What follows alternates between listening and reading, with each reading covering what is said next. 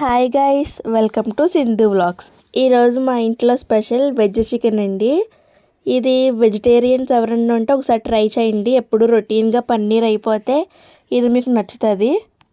నేనైతే ఇక్కడ 1/2 kg chicken తీసుకున్నాను. మీకు ప్రాసెస్ చెప్తాను ఎలా కుక్ చేసుకోవాలో. ఫస్ట్ అయితే ప్యాన్ పెట్టుకుని అందులో ఆయిల్ వేసుకుని ఈ చికెన్ని లైట్ బ్రౌనిష్ కలర్ వచ్చేంత వరకు ఫ్రై చేసుకోవాలి. ఈలోపు మనం మసాలా పేస్ట్ని రెడీ చేసుకోవచ్చు. మిక్సీ జార్లో 20 జీడిపప్పులు, 2 ఎండు కొబ్బరి ముక్కలు, 8 లవంగాలు, 1 అనాస పువ్వు, 1 మరాఠీ మొగ్గ, 8 వెల్లుల్లి రేఖలు, చిన్నది అల్లం, 1/2 టీ స్పూన్ ధనియాలు, 1/2 టీ స్పూన్ జీలకర్ర, 1/2 టీ స్పూన్ గసగసాలు అండ్ పెరుగు వేసి ఫైన్ పేస్ట్గా చేసుకోవాలి.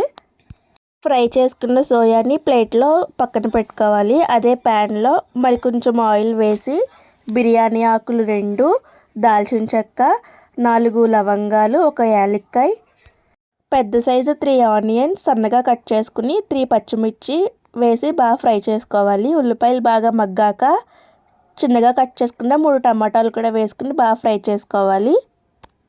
ఆనియన్స్ టొమాటో బాగా ఫ్రై అయ్యాక అందులో మనం ఇందాక చేసుకున్న మసాలా పేస్ట్ని కూడా వేసుకోవాలి.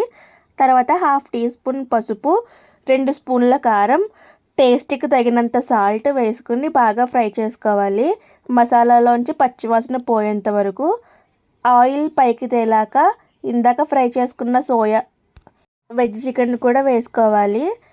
1 గ్లాస్ వాటర్ కూడా వేసుకోవాలి. మనకి గ్రేవీకి ఎంత కావాలో అంత సరిపోయే వాటర్ వేసుకోవాలి. తర్వాత లాస్ట్లో కొత్తిమీర వేసుకుని ఆయిల్ పైకి వచ్చేంత వరకు కర్రీని ఉడికించుకుంటే సరిపోతుంది. అంతే, మన కర్రీ రెడీ. Bye guys.